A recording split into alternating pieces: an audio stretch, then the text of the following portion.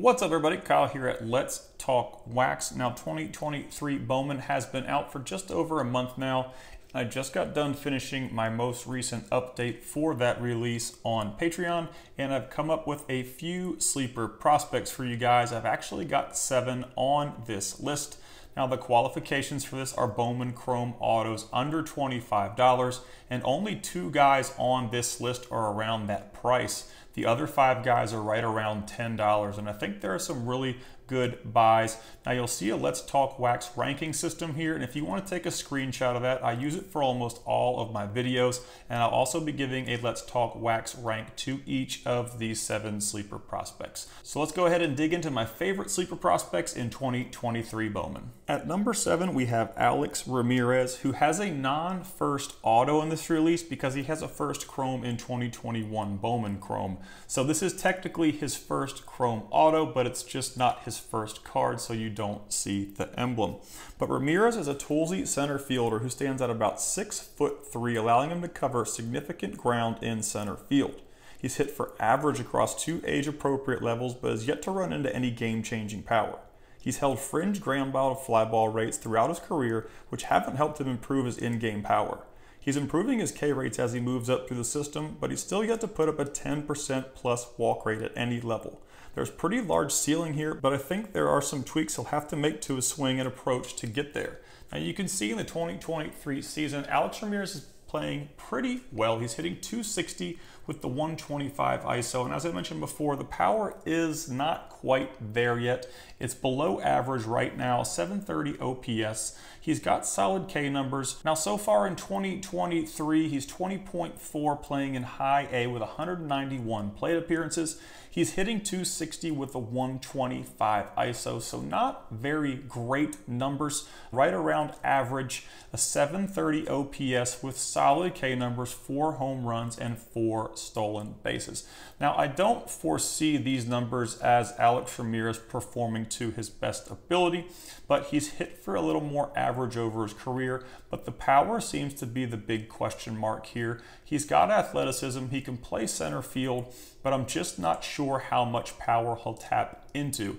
And at $20, he's one of the most expensive players on this list. So his risk and value put him at number 7. At number 6, we have Moises Ballesteros, 19.2, playing in A-ball, a catcher slash first baseman with the Chicago Cubs. Now, Ballesteros is bat first all the way with a below average speed and athleticism. He's got a decent chance to stick behind the plate with his current skill set, but if he can't handle the backstop position in the upper minors, his defensive value will really decrease. He's a bit more power over hit right now, but he's posted excellent career K numbers that could help him get to more solid contact in the future. Ballesteros could also see a significant boost in power if he can get his ground ball to fly ball rates in the .80-ish range.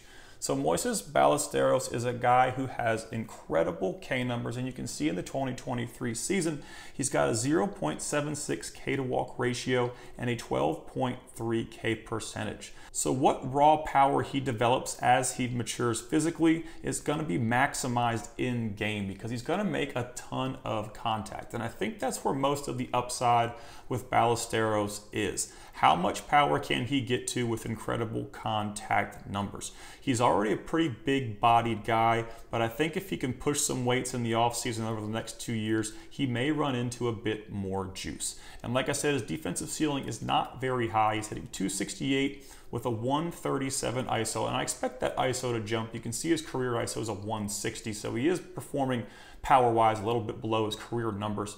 A 792 OPS, 4 home runs, and 5 stolen bases so far on the year.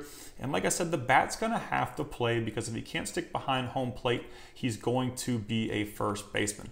Now, he's a very cheap buy-in for a Let's Talk Wax rank of 2.5 at $10. At number 5, we have Nico Poco. The New Zealand native was one of the youngest players in the Complex League in 2022, playing at nearly 3 years below the league average age.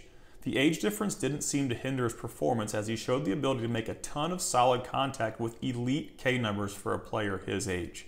Grego was able to hit 3 home runs and 6 doubles in 125 complex league plate appearances to bring his ISO up to a 165. The bat will be the leading tool here as he's quite limited to second base and third base defensively, but he does have some versatility in that aspect. Grego looked on pace to break out in 2023, but a torn ACL in the Australian Baseball League has set back his development and timetable for return in 2023. Now, with Grego, you are betting on a healthy return and him being able to produce like he did in 2022 as he recovers from his injury. I'm not sure how much action we'll see with him in 2023. It all depends on how his injury rehab is going with the knee.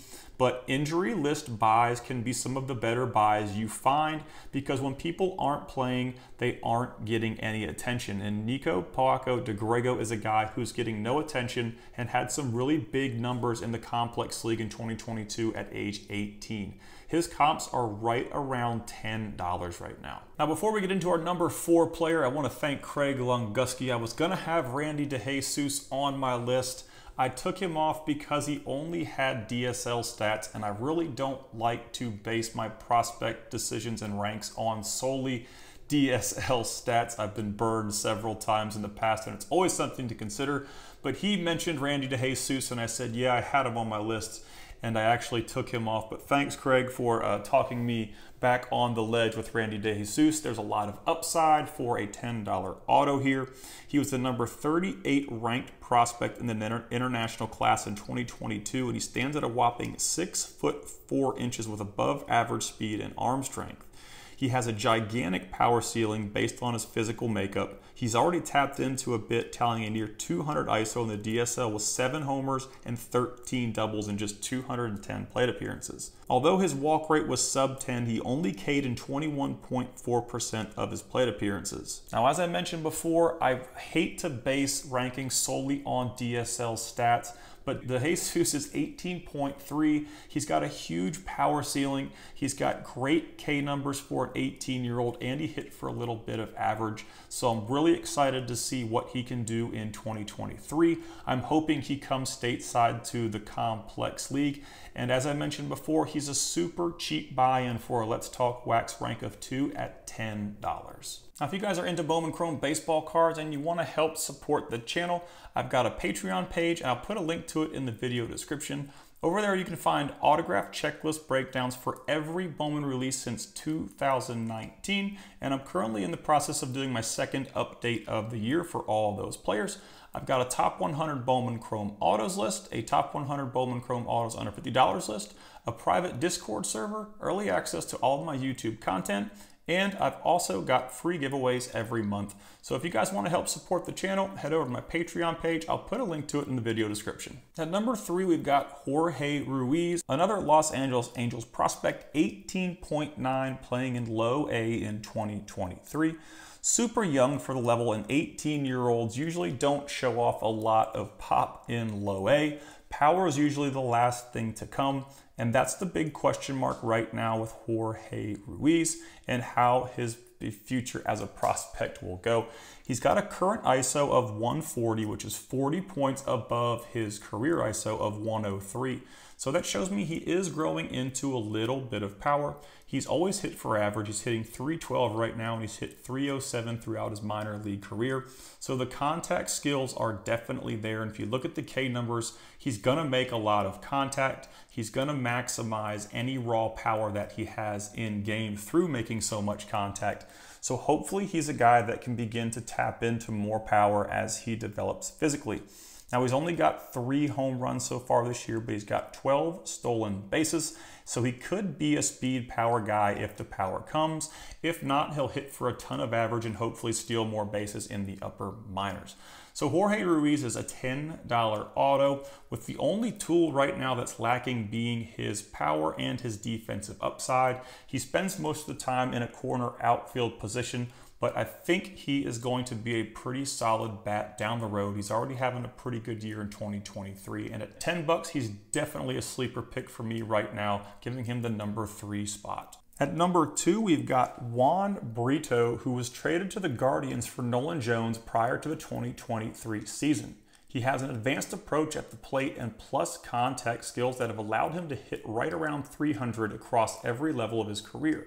He's grown into a bit of power, putting up a career-high ISO and home runs in 2022. He stole 17 bases in low A, which shows me that he's not going to be much of an impact runner in the upper levels. He's a solid player who looks to have a pretty high floor, and depending on what he does with his power output in 2023, he could become more of a ceiling guy. And he's recently been promoted to Double-A, where he's hitting .387 with 3 doubles and a home run across 37 plate appearances. So he's actually performing better in Double-A than he did in High A. He could have gotten onto a little hot streak prior to his call-up, and I don't foresee these numbers sticking in Double-A, but he's gone up there and he's had some early success, which could give him a lot of confidence in that level to perform throughout the 2023 season. So far this year, between High A and his 37 plate appearances in Double-A, he's hitting .288 with a 166 ISO, an 853 OPS, incredible K numbers, 12.6 K percentage, and a 0.83 K to walk ratio, which, like most of the guys on this list, he's going to maximize any raw power in game because he's going to make a ton of contact. He's got 5 homers and 3 stolen bases so far in 2023. He has some defensive versatility at second base and third base. He's currently a Let's Talk Wax rank of 2, and his current comps are right around $15. But just be careful if you're buying into breaks looking for Brito. He is going to be with the Colorado Rockies in this release. As I mentioned before, he was traded to the Guardians in the offseason of 2023, and he now plays for the Guardians, but his Bowman Chrome first auto will be with the Rockies. At number 1, we've got the most expensive auto on this list, Hector Rodriguez. Now, these comps do float between $25 and $30. I did find some $22 and some $25 comps, but he is the most expensive auto on this list. Now, he's one of the better contact hitters on this checklist and has outstanding K numbers for his age. He posted a 10.2 K percentage across 3 different levels in 2022 with 12 doubles, 8 triples, and 3 home runs. He's a solid athlete who has plus speed, but has yet to really show it on the base paths in game. And he's been shifted out of the infield and put into the outfield in the Reds system because there's so much competition going on in that Reds infield. It's crazy when they made the trades this offseason how stacked their infield system is. So they are moving Rodriguez away from shortstop and into center field. Now, the big thing going on with Hector Rodriguez right now is the power development. He's got a 244 ISO right now, 8 home runs and 179 plate appearances. He's already 40 points higher than his career ISO. He's also hitting for average, a 293 average so far in 2023 in low A as a 19.2-year-old. His K percentage is 19.5 and his K to walk ratio is 2.69. Now, that's a little high for me, but he's 19.2. He's way under the average age. He just turned a fresh 19. And anything above 4 I kind of see as really bad. Anything under 2 I consider pretty good. So he's only at a 2.69. He's got the ability to play center field. He's got good defensive upside.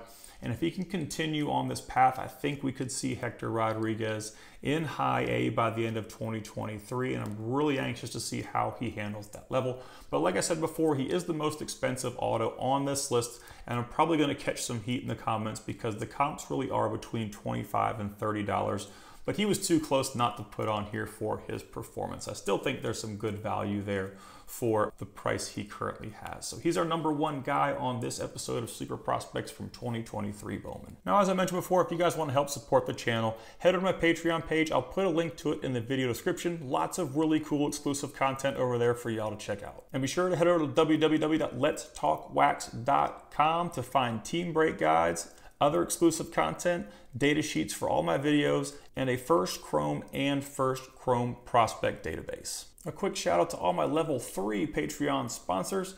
I appreciate the support over there and everyone else who supports me on Patreon. If you guys enjoy my videos, don't forget to subscribe and be sure to tell me what sleeper prospects you're chasing out of 2023 Bowman. Y'all have a great day.